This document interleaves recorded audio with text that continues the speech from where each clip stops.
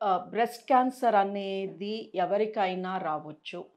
స్త్రీ అయ్యుంటే చాలు. 20 ఏళ్ల వయసు ఉన్న స్త్రీల నుంచి 80 దాటిన స్త్రీల వరకు బ్రెస్ట్ క్యాన్సర్ చూస్తున్నాము.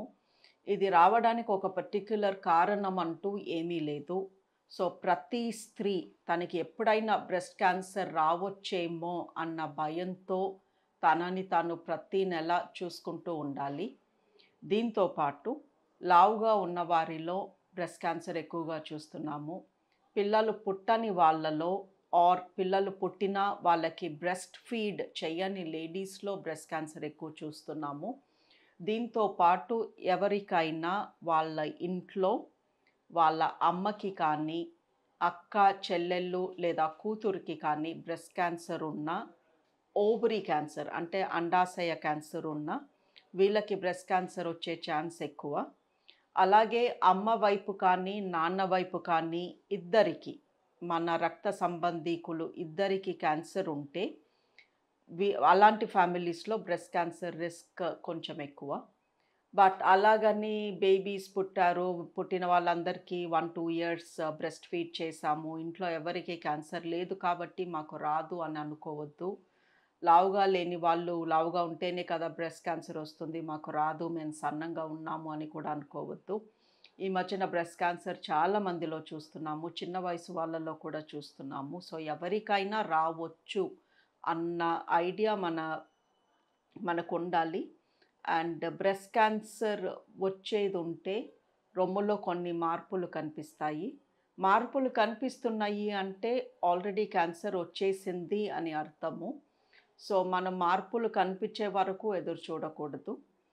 40, 45 మధ్యలో వయసున్న వాళ్ళు ప్రతి 2 ఏళ్లకొకసారి మామోగ్రామ్ అనే టెస్ట్ చేపించుకోమంటాము. ఈ మామోగ్రామ్ అనే పరీక్ష రొమ్ము పైన చేస్తాము. రొమ్ముకి స్కాన్ చేసి లో డోస్ ఎక్స్‌రే పెట్టి ఆ రొమ్ములో ఏదన్నా క్యాన్సర్ ఉందా? దాని మూలంగా ఇంకా సింప్టమ్స్ లేకపోయినా మనకి స్కాన్‌లో ఈ చిన్న క్యాన్సర్స్ ఫస్ట్ స్టేజ్ క్యాన్సర్స్ దొరుకుతాయి.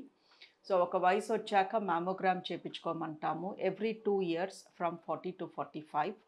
అలాగని 40 లోపు వాళ్ళకి బ్రెస్ట్ క్యాన్సర్ రాదు అని ఎక్కడా లేదు. బట్ ఈ మామోగ్రామ్ అనే పరీక్షలో ఎక్స్‌రేస్ పడతాయి కాబట్టి చిన్న వయసు ఉన్న వాళ్ళకి అనవసరంగా ఎందుకు వాళ్ళ బాడీలో ఎక్స్‌రేస్ పంపించాలి అని మామోగ్రామ్ రికమెండ్ చెయ్యము. బట్ ప్రతి స్త్రీ 20 సంవత్సరాలు దాటిన ప్రతి స్త్రీ పెళ్ళైనా అవ్వకపోయినా, పిల్లలున్నా లేకపోయినా ప్రతి నెల కనీసము 2, 3 నిమిషాలు పక్కన కేటాయించి రొమ్ము పరీక్ష, సెల్ఫ్ బ్రెస్ట్ ఎగ్జామినేషన్ అనే పరీక్ష చేసుకోమంటున్నాము. ఈ పరీక్ష నిల్చుని స్నానం చేస్తున్నప్పుడు చేసుకోవచ్చు, లేదా బెడ్ పైన నడుం కింద దిండు పెట్టుకుని చేసుకోవచ్చు. యూట్యూబ్‌లో చాలా వీడియోస్ ఉన్నాయి ఈ పరీక్ష ఎలా చేసుకోవాలి అని చూపించటానికి. అలాగే పీరియడ్ అయిపోయిన ఆఖరి రోజున ఈ పరీక్ష చేపించుకోమంటున్నాము. ప్రెగ్నెన్సీతో ఉన్న వాళ్ళు కూడా ఈ పరీక్ష చేసుకుంటూ ఉండాలి. ఎందుకంటే ఒక్కొక్కసారి ప్రెగ్నెన్సీలో ఉన్న లేడీస్‌లో కూడా మేము బ్రెస్ట్ క్యాన్సర్ చూస్తున్నాము. సో, ఈ సెల్ఫ్ బ్రెస్ట్ ఎగ్జామినేషన్ ఎవరికి వారు వాళ్ళ రొమ్ముని పరీక్షించుకోవడం అనేది వెరీ ఇంపార్టెంట్. ఈ పరీక్ష చేస్తున్నప్పుడు రొమ్ములో ఏదన్నా గట్టిగా గడ్డలాగా తగులుతుందా? తగులుతుంటే అది కదులుతుందా అటు ఇటు లేదా ఒకే చోట అతుక్కుపోయినట్టు ఉందా? అందులో నొప్పి ఉందా లేదా? ఆ రొమ్ము పైన చర్మం ఏమన్నా గట్టిపడిందా? ఆ రొమ్ములో నుంచి ఏమన్నా లిక్విడ్ నిప్పుల్లో నుంచి వస్తుందా? ఎస్పెషల్లీ ఆ లిక్విడ్‌లో ఏమన్నా ఎరుపు రంగు కానీ, నలుపు రంగు కానీ ఉందా? ఇవన్నీ చూసుకోవాలి. ఇలా మీకు మీరు ప్రతి నెల ఎగ్జామిన్ చేసుకుంటున్నట్టయితే మీ రొమ్ము మామూలుగా ఎలా ఉంటుంది? పీరియడ్స్ ముందు ఎలా ఉంటుంది? పీరియడ్ తర్వాత ఎలా ఉంటుంది? ఎక్కడ గట్టిగా ఉంటుంది? ఎక్కడ మెత్తగా ఉంటుంది? అనే అవగాహన మీకొస్తుంది. అలాంటప్పుడు ఏదన్నా తేడా తగిలినప్పుడు మీరు వెంటనే మా దగ్గరికొస్తారు.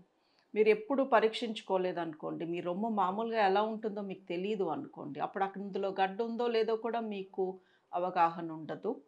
రొమ్ము 3 రకాలుంటుంది. కొంతమంది రొమ్ము మెత్తగా, ఎత్తుగా సైజ్ పెద్దగా ఉంటుంది.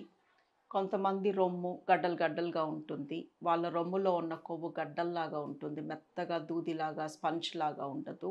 కొంతమంది రొమ్ము చిన్నగా ఉంటుంది. గట్టి రొమ్ము ఉంటుంది. ముట్టుకుంటే అన్నీ గడ్డలు గడ్డల్లాగా తగులుతూ ఉంటాయి.